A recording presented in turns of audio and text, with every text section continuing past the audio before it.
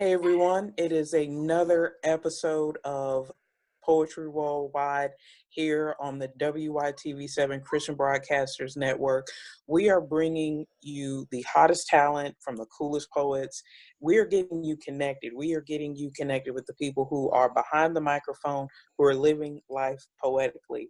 We are having a great season of interviews here, and this one is no less.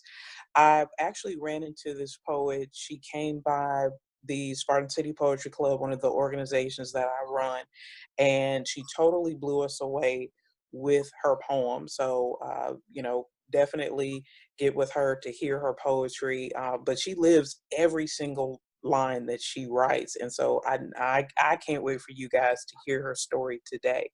But once again, we do want to take time out to thank WYTV7 Christian Broadcasters Network for believing in the goal and in the dream that poets need to have a platform and deserve to be heard.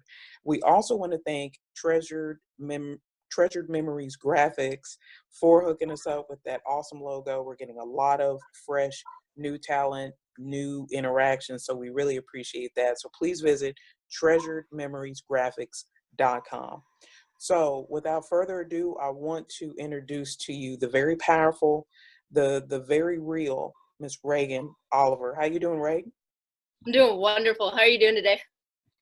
I'm doing pretty good. I mean, I'm just excited to interview you to let the people know that you're out here and definitely want to get your message out across the country. So we're just gonna vibe, we're just gonna, just talk a little bit and I definitely have some questions prepared that will help people who are tuning into this broadcast know a little bit more about you, and then you can expound on whatever you want to talk about. So we always have one question for no matter who comes on the show, and that question is very simple. When did you start writing? Well, I kind of started writing like super early on, just kind of expressing myself through fiction based off of like what I was watching on TV or stuff. A lot of it was stuff that my grandfather and I would watch. But I started getting in trouble a lot because it was not really ever things that fourth grade girls should be putting into words like Black Hawk Down or Gladiator or things I saw on the History Channel. Um, and I thought I was going to go forward and write a book based off of the movie Gladiator. And that really didn't work out too well for me.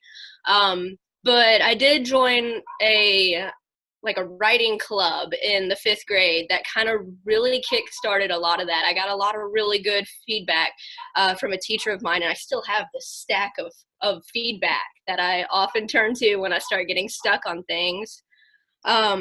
I started writing music, attempting to, and I still kind of dabble into that, but I found out that I only write good stuff with that when I'm in a sad, darker place, and I try to not go there very frequently.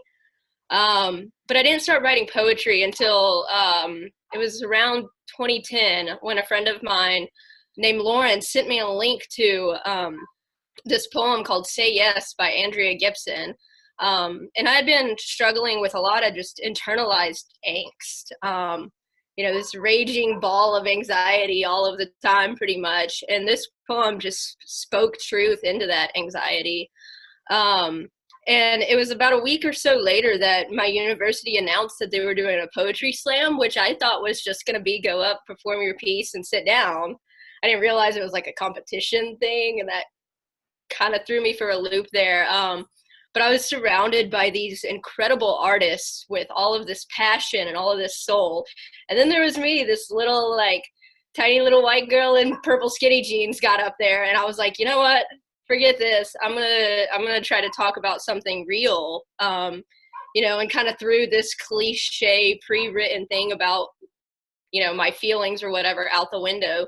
And that's how my first poem, Broken Souls of the 21st Century, came out, where I talked about economic disparities in urban populations and rising suicide rates and like rape statistics and addiction and stuff. And it was a super hot mess of disorganization. But I really enjoyed the feel that I got when people started talking about things that I grew up not talking about.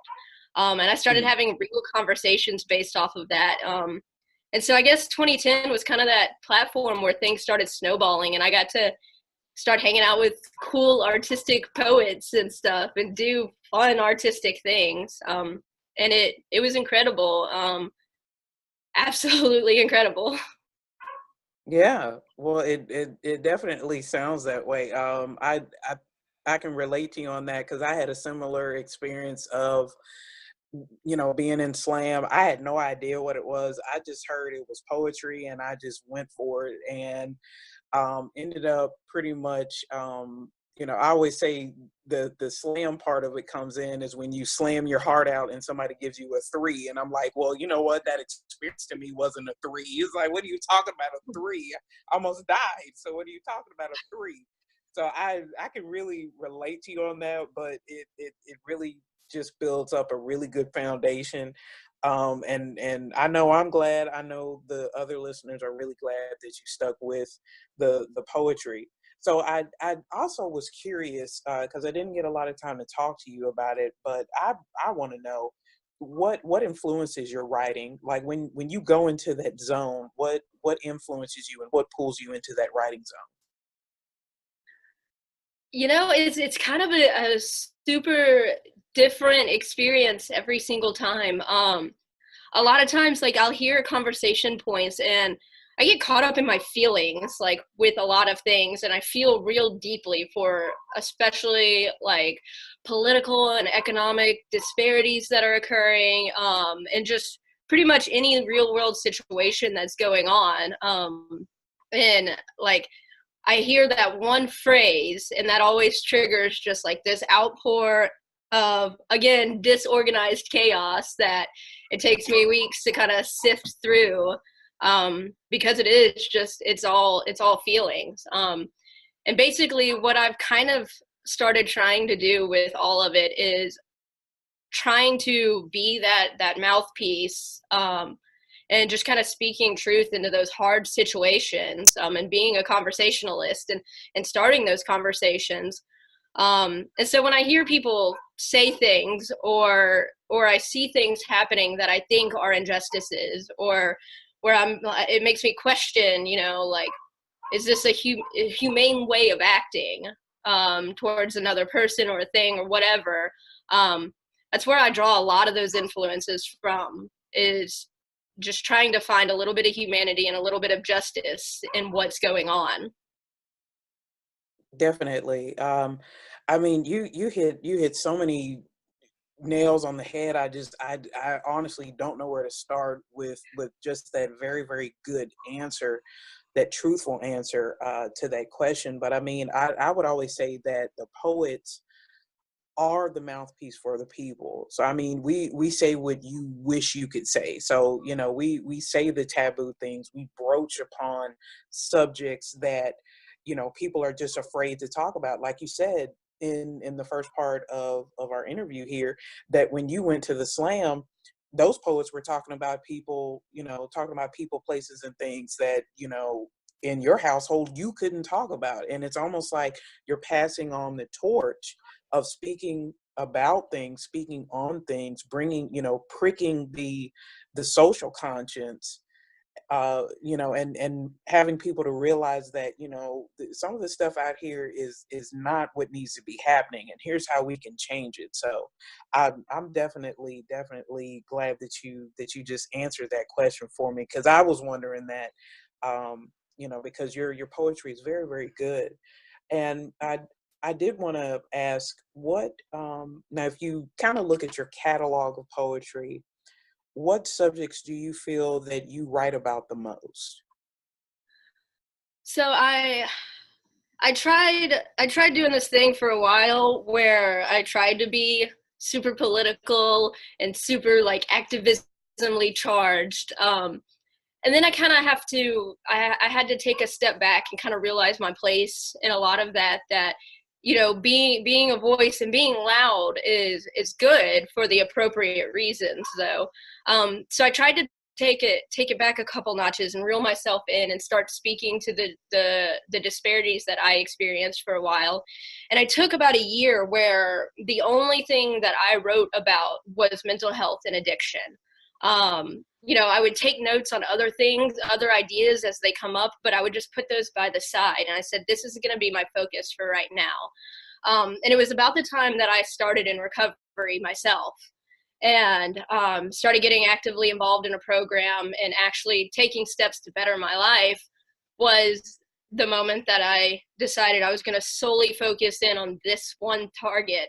And I found that it made my writing so much more like in depth and so much more passionate, because I mean it was completely 100% like passion driven, slightly ego driven probably too, but I've noticed that even coming out of that year now, mental health and addiction are by far the biggest reoccurring themes.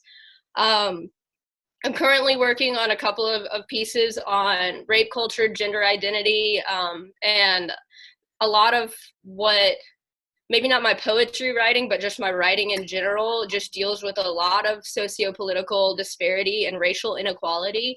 Because having grown up in Memphis, I've experienced, and I personally haven't had to experience a lot of issues, which growing up always upset me that I didn't ever get a feel for that. And I'm noticing that that's coming out in my writing, and hopefully, just calling into understanding that, I don't necessarily have a place to speak on a lot of things, but that's why it's important for me to raise a voice for those that can't sometimes.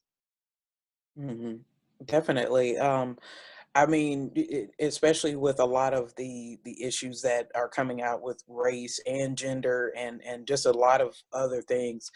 I mean, having a voice is definitely good, and people appreciate other cultures, other races, other genders wanting to come in and have an understanding of that experience. So I really believe poetry is going to, touch a lot of people, to move to act, and to move to act in positive ways. So I'm definitely looking out for that. So guys, whenever she premieres these pieces, wherever she might be at, please listen up.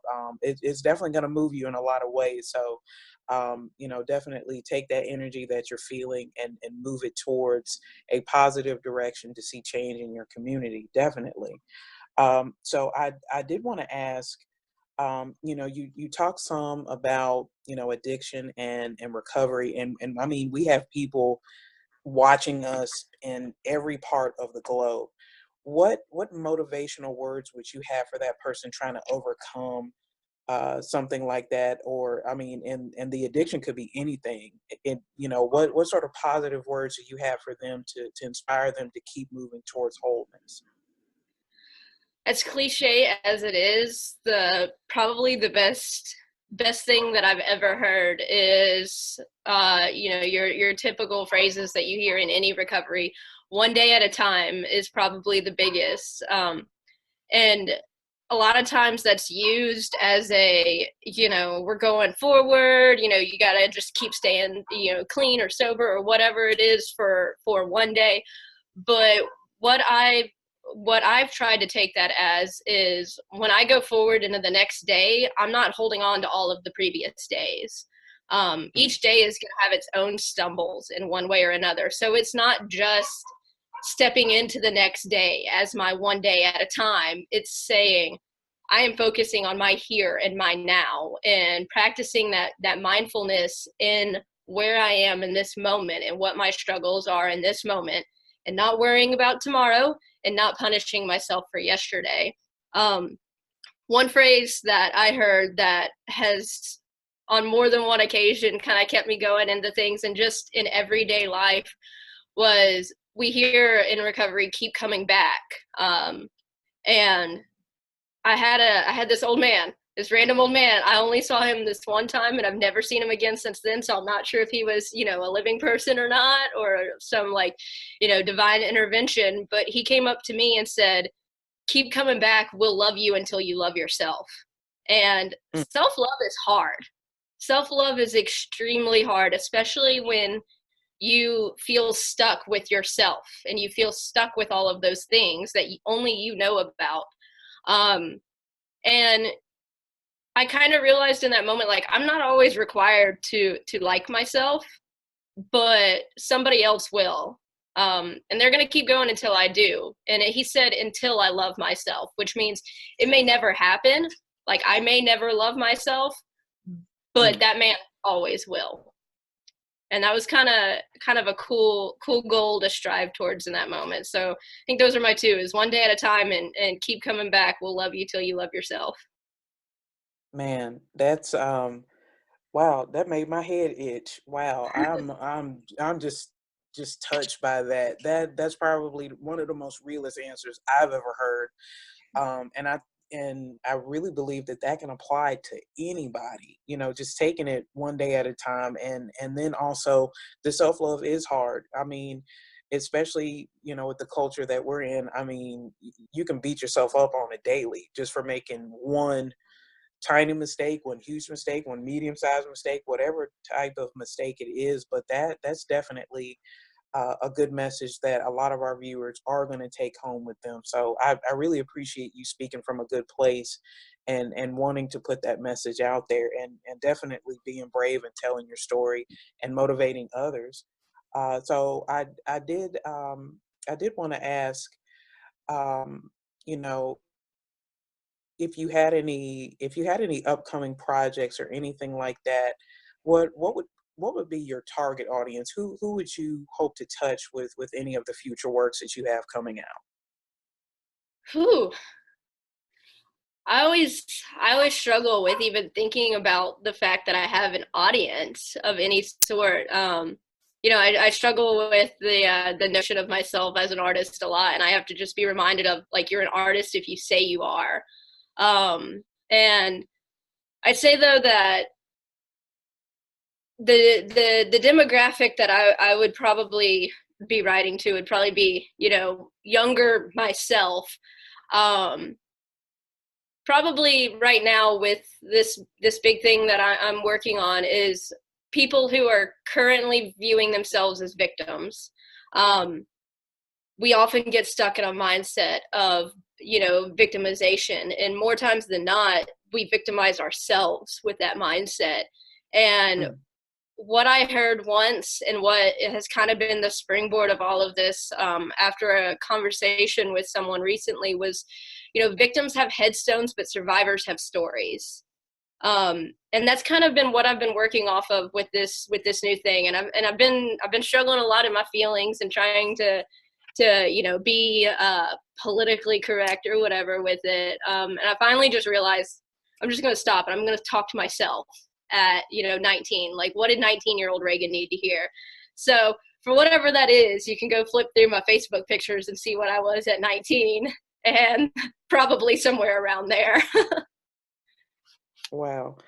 Wow, that's I mean that's just good stuff. It's I know we have a saying in my family that sometimes things will just kind of touch you and you can't really even talk on them. So I know this is a talk show, but you really kind of stunned me with your realness today. So I'm soaking in a lot of the information that you're giving me, and I can only imagine what what influence you're going to have on the people that you have out there. So, guys, if you're just tuning in, I'm gonna need you to hit the repeat button, the back button, please, because we are speaking here with a very, very real interview with Ragan Oliver. She's just letting us know about the things that she's overcome, the things that she's overcoming, and some projects that she's got coming up. So definitely check her out.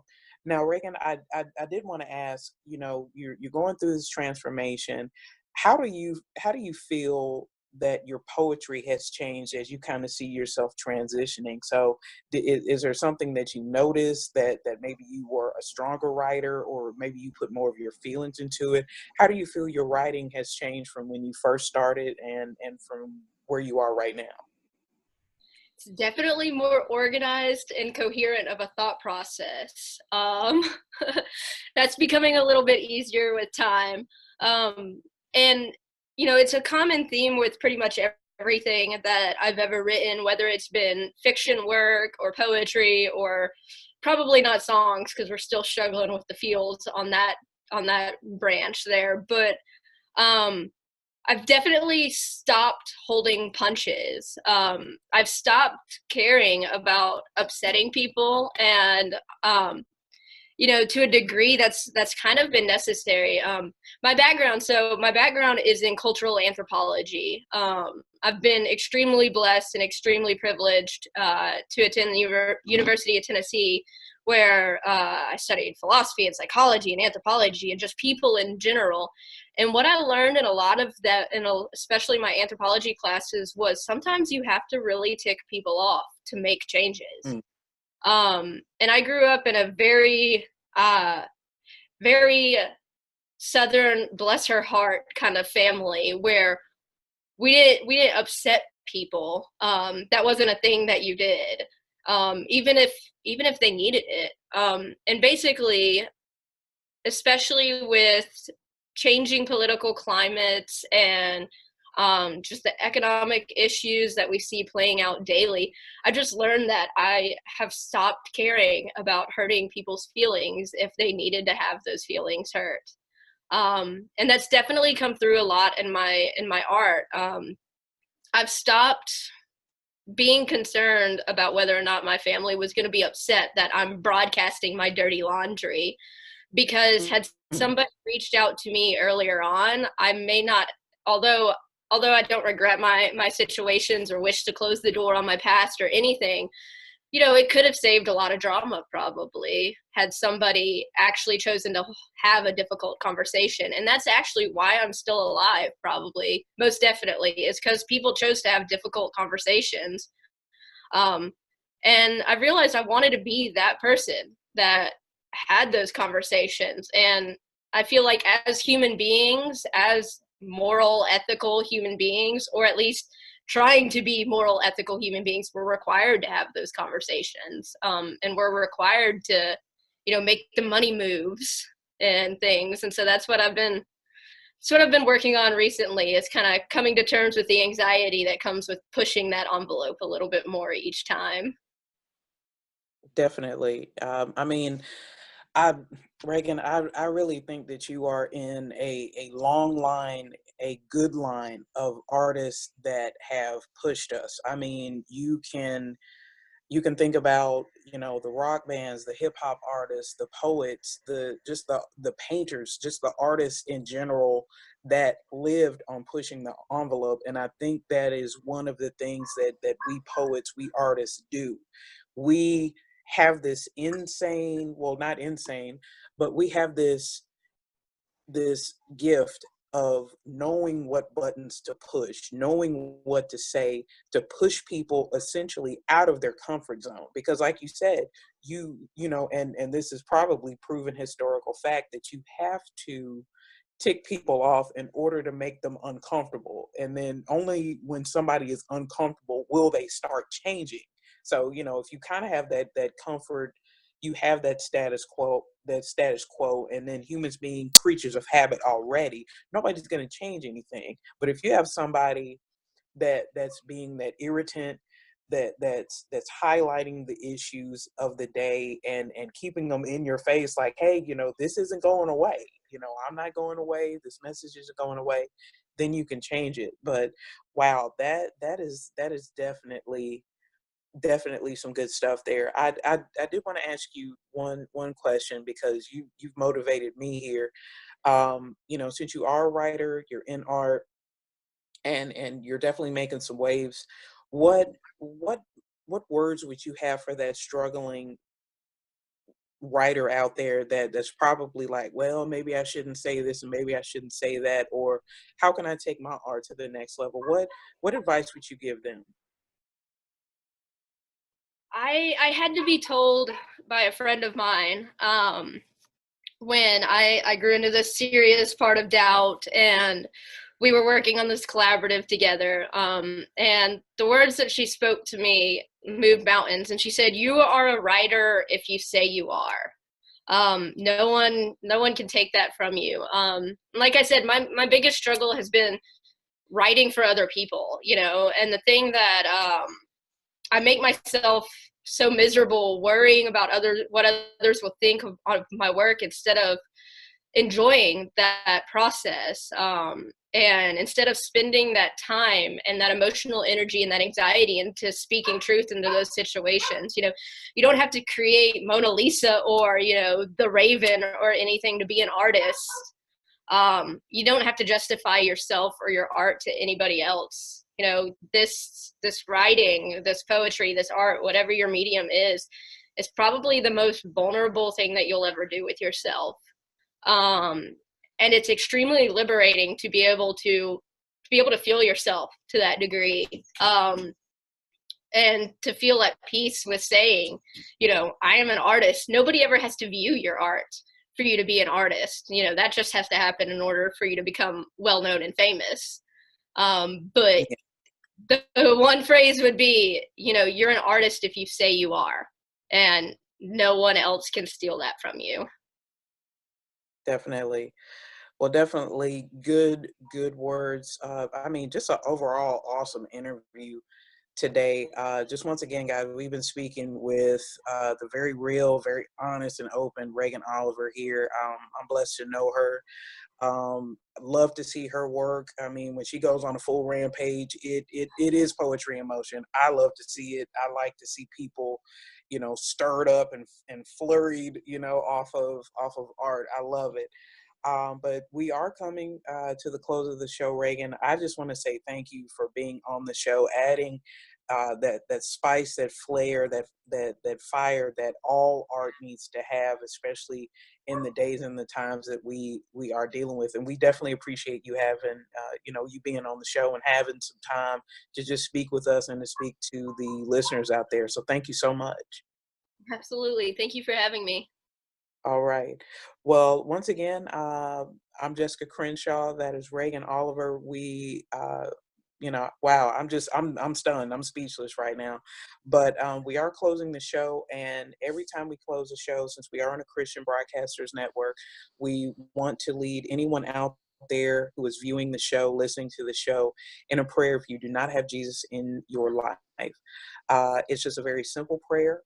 You can say, Lord Jesus, I repent of my sins. I please come into my life. I make you my Lord and Savior. Now, with that prayer, we on the show believe that you have given your life over to Christ and you are coming into full wholeness.